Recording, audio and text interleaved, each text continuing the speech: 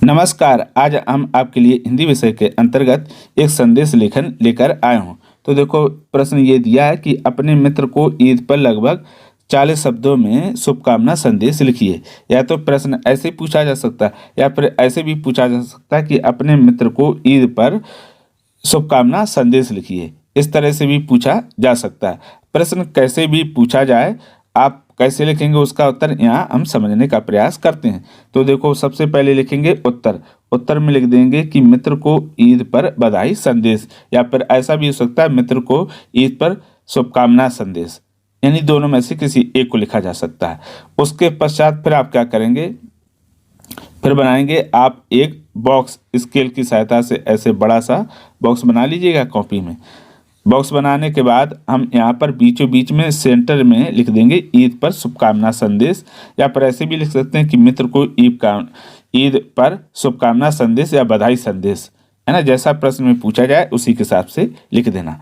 उसके बाद फिर बाईं ओर लिखेंगे दिनांक। तो दिनांक में हमने लिख दिया 12/9/2000, और ये 2 एक्स बना दिए। एक्स इसलिए बना दिए क्योंकि जब परीक्षा में लिखोगे तो आपको दिनांक सही नहीं लिखनी है, उसको छुपा के रखना है। उसके नीचे लिखेंगे हम समय। समय लिख दिया जैसे सुबह 7:30 बजे। आप तो जो भी समय लिखो, सुबह लिखो, दोपहर लिखो या शाम को, जरूर यहाँ पर मेंशन कर दो या लिख देना। उसके नीचे लिखेंगे अब हम प्रिय मित्र। ठीक, प्रिय मित्र के बाद हमने लिख दिया ईद मुबारक। ईद मुबारक के बाद अब लिखेंगे मुख्य हम संदेश। तो लिखेंगे कि इस पावन अवसर पर मेरी ओर से आपको और आपके परिवार को ढेर सारी शुभकामनाएं। ईश्वर आपके सुख, शांति और समृद्धि से नवाजे। इस खास दिन पर हम सभी मिलकर मिलजुल कर खुशियां मनाएं और भाईचारे का संदेश फैलाएं। आपका जीवन हमेशा खुशियों और सफलता से भरपूर रहे। नीचे पे लिखेंगे शुभकामनाओं सहित, और फिर उसके नीचे हम लिख देंगे का खागा।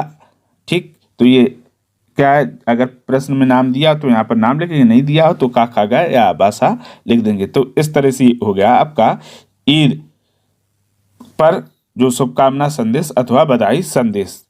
तो हमेशा ध्यान रखना कि जब संदेश लेखन लिखे तो फॉर्मेट याद रखना। एक तो बॉक्स बना लेना, बॉक्स बनाने के बाद बीचों बीच यहाँ पर हम शीर्षक लिख देंगे, यहाँ दिनांक, यहाँ समय, यहाँ प्रिय मित्र, और यहाँ पर मुख्य संदेश, और नीचे संदेश लिखने वाले का नाम। इस तरह से, तो अगर इस तरह से आप बहुत आसानी से सीख सकते हैं संदेश लिखना, बहुत कम समय में बनाना। अगर किसी प्रकार का कोई डाउट हो, प्रश्न हो, तो कमेंट करके हमें अवश्य बताइएगा। और ये भी बताइए कि आपको ईद पर शुभकामना संदेश कैसा लगा।